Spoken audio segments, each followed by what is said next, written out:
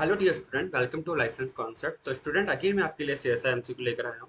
ये जो अपनी शीट चल रही है यूकेरेटिव ट्रांसक्रिप्शन की, अपन उसको कवर करेंगे। तो अपन देखते हैं क्वेश्चन यूकेरेटिव ट्रांसक्रिप्शन के।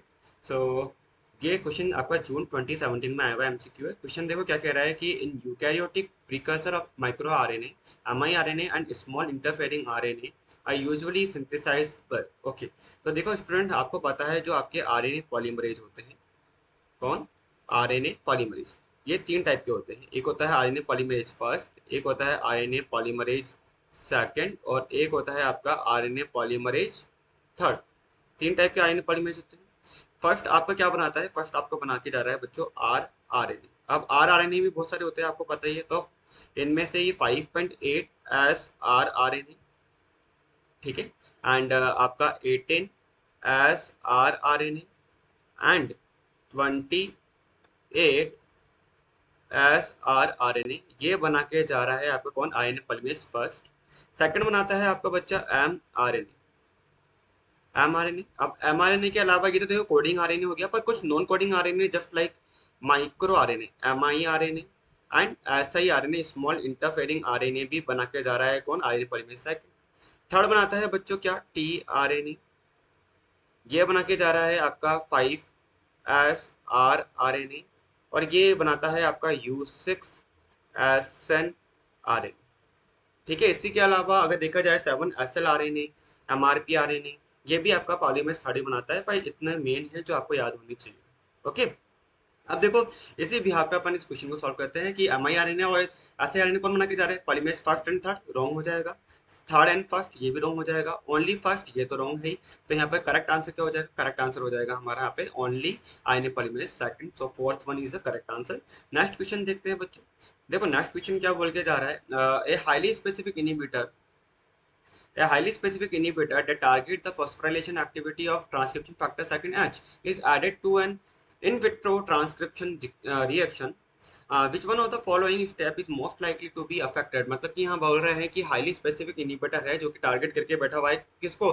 Phosphorylation activity of what? Transcription factor second H. तो आपको तो पता ही है बच्चों कि ट्रांसक्रिप्शन फैक्टर सेकंड एच के बाद कौन कौन सी एक्टिविटी होती है? इसके बाद काइनेज एक्टिविटी होती है, रिपेयर एक्टिविटी होती है, और फॉस्फोराइलेशन। जैसे मैं लिख देता हूँ यहाँ पे, ट्रांसक्रिप्शन फैक्टर सेकंड एच के पास में कौन सी एक्टिविटी है? एक तो होती है इसके पास में बच्चों कौन सी? काइनेज। एक इसके पास में कौन सी? रिपेयर। और एक होती है इसके पास में कौन सी? हेलिकेज। ओके, अब देखो ये क्या काम करता है। जब आपको पता है कि आपके प्रमोटर के ऊपर, यूकैरियोटिक प्रमोटर के ऊपर आपको पता ही है, जब बाइंड करके बैठे होते हैं कौन? आपके टाटा बॉक्स पे कौन आके बाइंड करती है? टाटा बाइंडिंग प्रोटीन बाइंड करती है। तो वहां पे टाटा बाइंडिंग प्रोटीन जब टाटा बॉक्स से बाइंड करती है, टाटा बॉक्स से तो टीबीपी जैसे बाइंड करती है, तो ये 80 डिग्री का कुछ रोटेशन ले लेता है, 80 डिग्री का बैंड ले लेता है। अब बैंड होने के बाद में हमें पता है कि इससे बाइंड करते हैं कौन? टीबीपी एसोसिएटेड फैक्टर्स आके बाइंड करते हैं। ठीक है, किससे? टीबीपी से। टीबीपी एसोसिएटेड फैक्टर्स आके बाइंड करते हैं।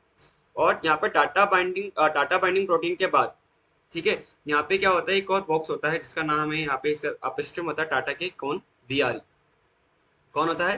B R E, transcription factor second B recognition element, TATA box. फिर देन यहाँ पे आता है इनिशिएटर आई एन आर, मैं लिख देता हूँ यहाँ पे I N R.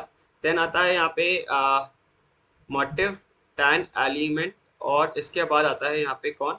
Down stream promoter element, DP.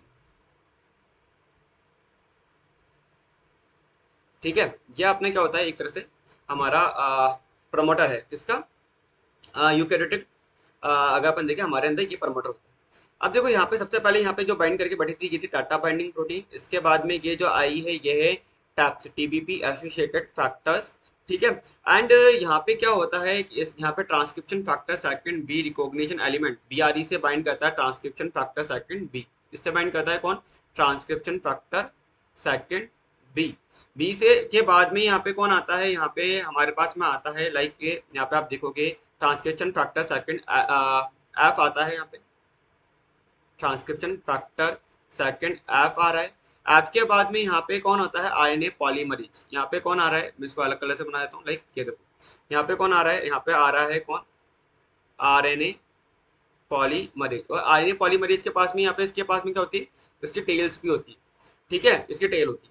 अब यहाँ पे इसके बाद में कौन आते हैं, यहाँ पे आते हैं ट्रांसक्रिप्शन फैक्टर सेकंड एच और ट्रांसक्रिप्शन फैक्टर सेकंड एफ। ठीक है, मैं इसको एक सीक्वेंस से लिख देता हूँ। सबसे पहले प्रमोटर है, इस प्रमोटर से आके किसने बाइंड करा, इस प्रमोटर से आके बाइंड करेगा कौन, TATA binding protein. TATA binding protein से बाइंड करेगा कौन, टीबीपी एसोसिएटेड फैक्टर्स। फिर इससे आके कौन बाइंड करेगा बच्चों, इससे आके इन दोनों को कंबाइनली हम बोलते हैं ट्रांसक्रिप्शन फैक्टर सेकंड डी। ठीक है, अब डी के बाद में यहाँ पे आता है ट्रांसक्रिप्शन फैक्टर सेकंड ए, जो कि इनकी बाइंडिंग एफिनिटी टीबीपी और टैप्स की बाइंडिंग एफिनिटी को हाई रखते हैं। इसके बाद में आता है ट्रांसक्रिप्शन फैक्टर सेकंड बी, और बी के बाद में आता है यहाँ पे कौन, यहाँ पर आएगा transcription factor second F. F recruit करता है किसको, आरएनए पॉलीमरेज को, किसको, आरएनए पॉलीमरेज सेकंड को। इसके बाद में आता है ट्रांसक्रिप्शन फैक्टर सेकंड एच, और इसके बाद में लास्ट में आता है कौन, ट्रांसक्रिप्शन फैक्टर सेकंड ई।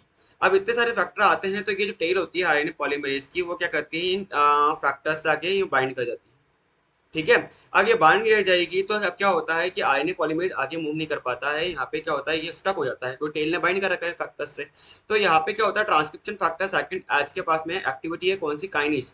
अब इसके टेल के ऊपर क्या होता है, जो ट्रांस आपके आरएनए पॉलीमरेज है, इसकी टेल के ऊपर एक हेप्टापेप्टाइड की सीक्वेंस होती है। वो सीक्वेंस है वाई एस पी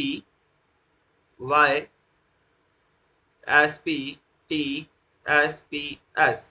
ठीक है, ये Y S P T S P S ये क्या होते हैं, इसके रिपीट्स होते हैं। ईस्ट के अंदर अप्रोक्सीमेटली 26 और ह्यूमन के अंदर, मैमल्स के अंदर ये रिपीट्स होते हैं 52 times. Okay, Y S P T S P S, Y S P T S P S ऐसे। अब इसमें क्या होता है, देखो ये 1 नंबर, ये 2 नंबर, ये 3 4 5 6 7, तो ये 5th नंबर का जो सारिन होता है, वाई मतलब टायरोसिन, एस मतलब सारिन, पी मतलब प्रोलिन, टी मतलब टायरोसिन, सॉरी थियोनिन। ठीक है, एंड देन फिर सारिन, तो यहाँ पे फिर प्रोलिन पे सैरिन।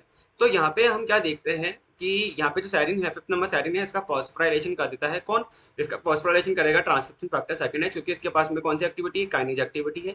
तो ये 5th नंबर सैरिन का फॉस्फोराइलेशन करता है, तो इसकी वजह से क्या होता है, ये टीबीपी हो गए, ये टीबीपी है, आपका टैप्स है, ट्रांसक्रिप्शन फैक्टर सेकंड ए हो गया।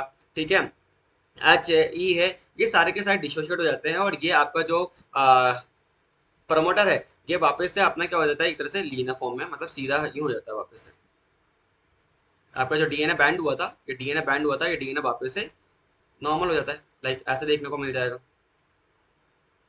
ठीक है, और यहाँ पे क्या होता है, अपने वापस से आपको बताइए बीआरई, फिर बीआरई के बाद में आता है टाटा, टाटा के बाद में आता है आईएनआर इनिशिएटर, +1 साइट होती है। देन यहाँ पर आएगा MTE motif 10 element, then downstream promoter element. Okay, ये सीधा हो गया। तो बच्चों यहाँ पे क्या होता है कि अगर ट्रांसक्रिप्शन फैक्टर सेकंड आपका जो एफ है और एच है, अगर इसके पास में हेलिकेज एक्टिविटी नहीं होगी, अगर इसको मैं ब्लॉक कर देता हूँ, फॉस्फोराइलेशन जो एक्टिविटी है अगर मैं इसको ब्लॉक कर देता हूँ या इसको इनिबिट कर देता हूँ, तो आपका आरएनए पॉलीमरेज क्या होगा, आरएनए पॉलीमरेज मूव नहीं कर पाएगा, ये एक तरह से स्टक फॉर्म में रहेगा हमेशा। ठीक है, और ये एक तरह से इसके पास में कौन सी एक्टिविटी है, हेलिकेज एक्टिविटी भी है। तो ये क्या करता है, एक तरह से इसको ओपनिंग भी करता है, फॉर्क को ओपन करने का काम भी करता है। ठीक है, इस फॉर्क को ऐसे ओपन करने का काम करता है। ठीक है, अब ये ओपनिंग कर रहा है, तो यहाँ पे आरएनए पॉलीमरेज, तो ये आरएनए पॉलीमरेज तो बाइंड कर रखा है, आरएनए पॉलीमरेज अब धीरे से क्या करेगा, इसको आगे मूव कर देंगे अपन, आगे मूव करेगा, एंड आरएनए का ट्रांसक्रिप्ट क्या करेगा, बाहर निकलेगा। बट अगर मैं बोल के जा रहा हूँ कि ट्रांसक्रिप्शन फैक्टर सेकंड एच की अगर एक्टिविटी को आपने क्या कर रखा है, टारगेट कर रखा है, आपने इसको इनिबिट कर रखा है इनिबिटर के थ्रू, तो यहाँ पे क्या होगा, ये आपका आरएनए पॉलीमरेज स्टक फॉर्म में रहेगा, आरएनए पॉलीमरेज आगे मूव नहीं करेगा, तो जिसकी वजह से प्रमोटर क्या नहीं हो पाएगा, क्लियर नहीं हो पाएगा। क्या नहीं हो पाएगा, प्रमोटर क्लियरेंस नहीं हो पाएगा, मतलब प्रमोटर से आपका आरएनए पॉलीमरेज कभी भी कोडिंग वाले पार्ट में नहीं आएगा। समझ रहे हो आप, तो ये हमेशा आरएनए पॉलीमरेज स्टक फॉर्म में प्रमोटर पे पड़ा रहेगा। तो यहाँ पे इन्होंने ये बोला कि ये highly specific inhibitor that target the phosphorylation activity of transcription factor second H is added to an in vitro transcription reaction, which one of the following step is most likely to be affected? So binding of RNA polymerase to promoter, नहीं RNA polymerase bind तो करेगा definitely, पर promoter clearance कभी नहीं होगा, सही बात है। Recruitment of transcription factor secondly, तो देखो रिक्रूटमेंट तो पहले हो रखा है, टीबीपी और टैप्स को ही तो बोल रहे हैं हम कंबाइनली, तो ये तो होगा ही नहीं। फिर open promoter complex formation, open promoter complex formation, तो देखो बाद में होता है, सबसे पहले प्रमोटर का क्लियरेंस तो करेंगे अपन। ठीक है, ये तो बहुत बाद में होगा। पहले ही क्लोज था, फिर ओपन भी करेंगे, पर ओपन करने से पहले हमें क्या करना है, परमाणु क्लियरेंस करना है, ताकि हमें पता चले कि एक तरह से आयरन पॉलीमरेज स्टक फॉर्म में ना बैठा रहे। तो ये भी हमारा रॉन्ग हो जाएगा, आंसर हो जाएगा हमारा सेकंड। नेक्स्ट क्वेश्चन की तरफ मूव करते हैं। सो नेक्स्ट क्वेश्चन इज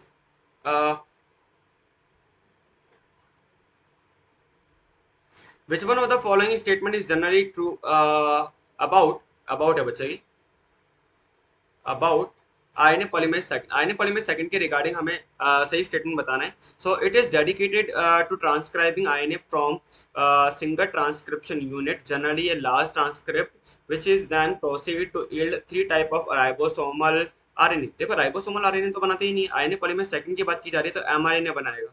ठीक है, एमआरएनए बनाएगा। ये राइबोसोमल आरएनए बनाएगा, काम कौन करेगा, आरएनए पॉलीमरेज फर्स्ट करेगा। तो ये तो रॉन्ग स्टेटमेंट हो गया। It transcribe varieties of small non coding RNA which are express in all cell type. कि ये ट्रांसक्राइब कर रहा है variety of small non coding RNA. क्या ये नॉन कोडिंग आरएनए बना रहा है? नहीं, ऐसा नहीं है। हाँ, ये कोडिंग एंड कुछ नॉन कोडिंग बनाता है, पर ये सारे, इसका मतलब तो ये हो गया कि ये only and only small non coding RNA बना के जा रहा है, तो ये तो गलत बात होगी। नेक्स्ट अगर अपन देखें तो देखो यहाँ पे क्या देखने को मिला हमारे को, ये देखो it generally synthesize various type, it generally synthesize various type of mRNA and small non coding RNA. मतलब ये सिंथेसाइज कर रहा है वेरियस टाइप ऑफ एमआरएनए को। हाँ, ये एमआरएनए बना रहा है और स्मॉल नॉन कोडिंग आरएनए बना रहा है। Yes, small non coding RNA बना रहा है और एमआरएनए बना के जा रहा है। तो क्या ये सही बात हो जाएगी? यस, ये सही बात है। फिर यहाँ पे बात आएगी कि it is exclusively involve in synthesize rRNA and tRNA. नहीं, आरआरएनए और टीआरएनए नहीं बनाता है, ये only and only mRNA and कुछ स्मॉल नॉन कोडिंग आरएनए बनाता है। स्मॉल नॉन कोडिंग आरएनए कौन कौन से होते हैं? एमआईआरएनए जो पहले क्वेश्चन में आ चुका है, ऑलरेडी मैं समझा चुका हूँ, या एसआईआरएनए बना के जा रहा है। आया? ठीक है। नेक्स्ट क्वेश्चन अगर अपन देखें तो देखो which one of the following are not transcribe by RNA polymerase second. RNA polymerase second क्या नहीं बनाता है, तो आपको बता ही दिया मैंने। एमआईआरएनए एसएनओ आरएनए बनाएगा, एमआईआरएनए सम एसएनआरएनए बना के जाएगा। मतलब कुछ स्प्लाइसिंग के जो एसएनआरएनए होते हैं, आपके स्मॉल न्यूक्लियर आरएनए जो कि स्प्लाइसिंग में काम आते हैं, वही बना के जा रहा है। एमआरएनए एसएनओ आरएनए बना के जा रहा है, पर टीआरएनए और 5SR आरएनए कभी नहीं बना के जाएगा। तो आंसर हो जाएगा हमारा फोर्थ। नेक्स्ट क्वेश्चन अगर अपन देखें तो ये सारे के सारे question only and only RNA polymerase बना के क्या जा रहा है, उसी बिहाफ पर। ठीक है। अब नेक्स्ट क्वेश्चन देखें तो नेक्स्ट क्वेश्चन क्या बोल के जा रहा है कि given below are four sentence with blanks label X Y Z L. तो हमें बताना है कि आरएनए पॉलीमरेज फर्स्ट क्या बना के जा रहा है, एमआईआरएनए ट्रांसक्राइब हो रहा है किसके थ्रू। ठीक है, एंड आरएनए पॉलीमरेज जो फाउंड होता है ओनली इन प्लांट क्या है। तो देखो आरएनए पॉलीमरेज फर्स्ट क्या बना के जा रहा है, आरएनए पॉलीमरेज फर्स्ट की बात की जाए तो देखो बच्चों यहाँ पे एक जीन होती है जिसका नाम है, देखो क्या यहाँ पे आरएनए पॉलीमरेज फर्स्ट जब अपन बनाते हैं तो यहाँ पे एक जीन होती है, जो जीन होती है वो होती है 45SR आरएनए। ठीक है, मैं लिख देता हूँ। देखो यहाँ पे है हमारा क्या, प्रमोटर, और यहाँ पे क्या होता है, एक जीन होती है जिसका नाम है 45SR आरएनए की जीन। अब ये 45S आरएनए जब ट्रांसक्रिप्शन होता है तो 45SR आरएनए बन जाता है। ये 45SR आरएनए जो बना है, 45SR आरएनए बना है, ये जो जीन होती है 45SR आरएनए, ये एक तरह से आरआरएनए की जीन है बच्चों। किसकी जीन है? आरआरएनए की जीन है। ठीक है, तो उसका हम बोल सकते हैं एक तरह से आरडीएन। ओके। अब देखो 45SR आरएनए जो बनने के बाद इस आरआरएनए की प्रोसेसिंग होगी, तो यहाँ से क्या होता है, ये यहाँ पे आरएनए की प्रोसेसिंग होती है तो कुछ जो स्पेसर सीक्वेंस होती है, यहाँ पे क्या होता है, कुछ स्पेसर सीक्वेंस होती है वो रिमूव हो जाती है और ये कन्वर्ट हो जाता है किसमें, 41SR आरएनए के अंदर। 41SR आरएनए भी बाद में क्या होता है, इसके अंदर भी कुछ क्लीवेज होते हैं और ये क्या बन जाता है 20S, और ये 32S के अंदर कन्वर्ट होता है। 20S से 18SR आरएनए बना लेते हैं और 32S से हम बनाते हैं क्या, 5.8। इससे बना के जाएंगे हम क्या, 5.8SR आरएनए, और इससे बनाते हैं हम क्या, 28SR आरएनए बना के जा रहे हैं। ओके। तो ये हमारे क्या होता है, पूरा आरआरएनए की प्रोसेसिंग है। तो आरएनए पॉलीमरेज फर्स्ट क्या बना के जा रहा है, आरएनए पॉलीमरेज फर्स्ट अगर आप देखोगे तो सबसे पहले क्या बना के जा रहा है, आरआरएनए क्या बना के जा रहा है, 45SR आरएनए बना के जा रहा है। बाद में इसकी प्रोसेसिंग होगी एंड देन ये इसकी स्प्लाइसिंग होगी। देन आपके क्या होता है, ये आपके 18SR RNA, 5.8SR RNA and 28SR RNA बनते हैं। तो यहाँ पे फर्स्ट में क्या बनेगा, देखो यहाँ पे क्या आ गया, पहले ही ऑप्शन में आपका, अगर आपको पता था 45SR आरएनए, तो आंसर आप लगा देते थर्ड। ओके। क्या बनाया जाएगा, 45SR आरएनए की जीन बनाया जाएगा। MiRNA gene are transcribe by Y, किससे बनता है एमआईआरएनए, तो अभी हमने देखा था आरएनए पॉलीमरेज सेकंड ही बनाता है। तो आंसर तो हमारा थर्ड ही है। अब यहाँ पे बोला जा रहा है कि the RNA polymerase found only in plant, तो कौन सा होता है प्लांट के अंदर, तो आरएनए पॉलीमरेज फिफ्थ होता है। And tasi RNA TSI RNA are synthesized by what, तो ये बनाते हैं, ये ट्रांसक्राइब होते हैं, ये सिंथेसाइज होते हैं बाय आरएनए पॉलीमरेज सेकेंड ही। ये कुछ नॉन कोडिंग आरएनए जो आरएनए पॉलीमरेज सेकेंड ही बना के जा रहे हैं। सो द करेक्ट आंसर यहाँ पे क्या हो जाएगा हमारा, थर्ड हो जाएगा। तो आई होप आपको ये क्वेश्चन अच्छे से समझ में आया हो। ये सारे के सारे जो क्वेश्चन है वो आरएनए सॉरी, ये जितने भी क्वेश्चन है कि आरएनए पॉलीमरेज क्या बना के जा रहे हैं, कैसा बना के जा रहे हैं, उसके ऊपर क्वेश्चन आए हुए हैं। ठीक है, ज्यादा पुराने क्वेश्चन नहीं है, देखा जाए तो देखो नवंबर 2020 में आया हुआ क्वेश्चन है, दिसंबर 2016 का क्वेश्चन है।